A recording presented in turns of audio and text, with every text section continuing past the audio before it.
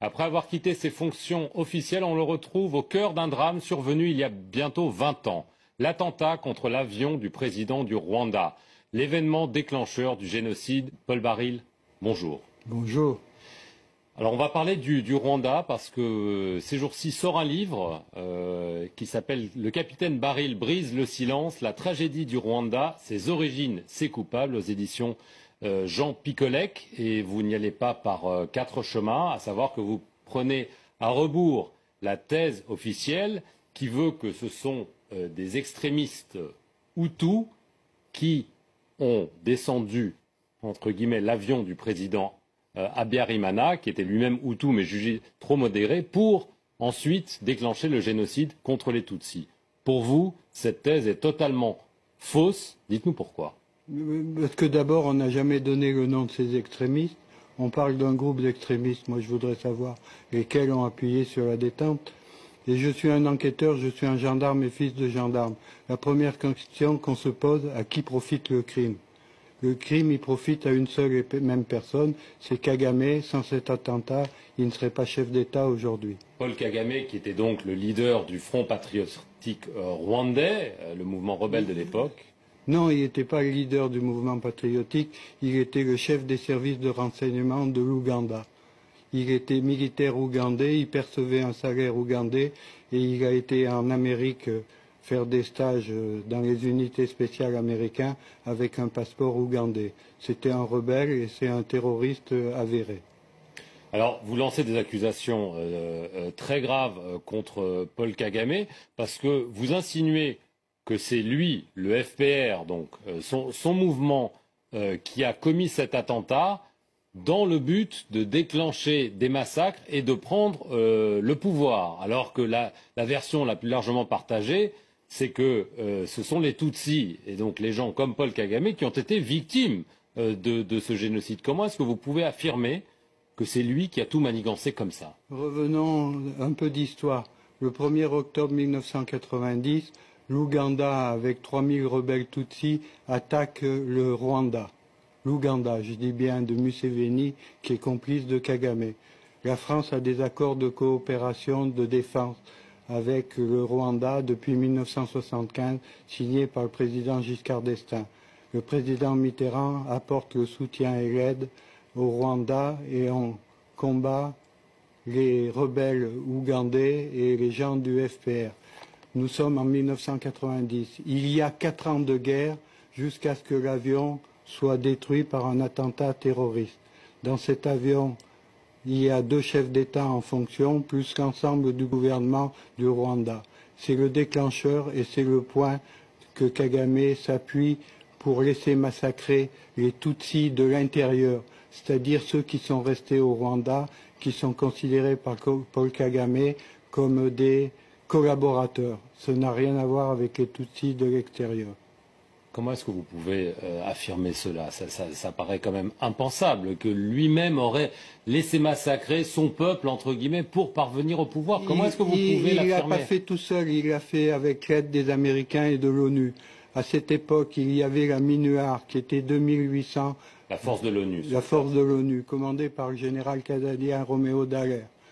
Le soir de l'attentat, les 2800 soldats de l'ONU se sont restés 280 soldats.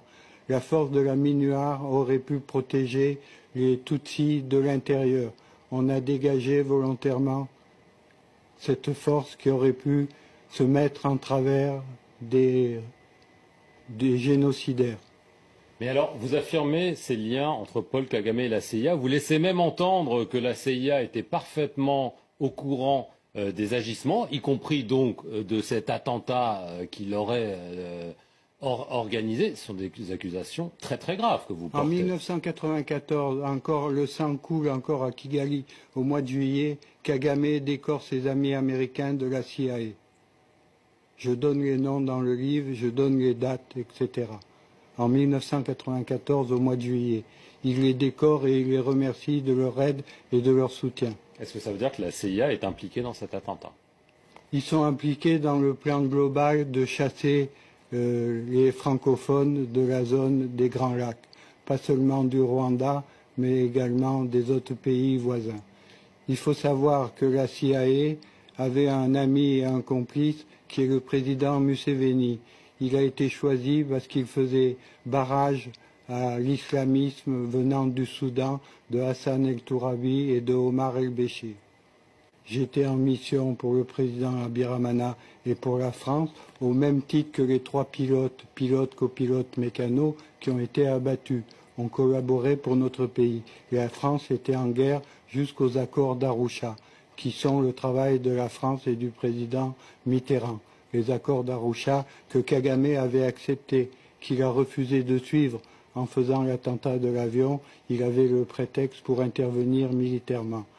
Et concernant, je faisais partie du même dispositif que le pilote, que le copilote et le mécano qui appartenait à une société civile qui s'appelait la SATIF. C'était pour le travail de la France, de notre pays.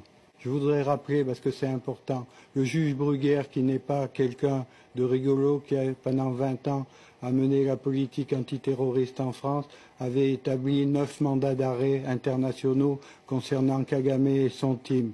Je vous rappellerai que le juge espagnol Meirelles, sur l'assassinat d'Espagnols, l'Espagne n'a rien à voir, il n'y a pas eu de militaires au Rwanda, a établi 40 mandats d'arrêt internationaux.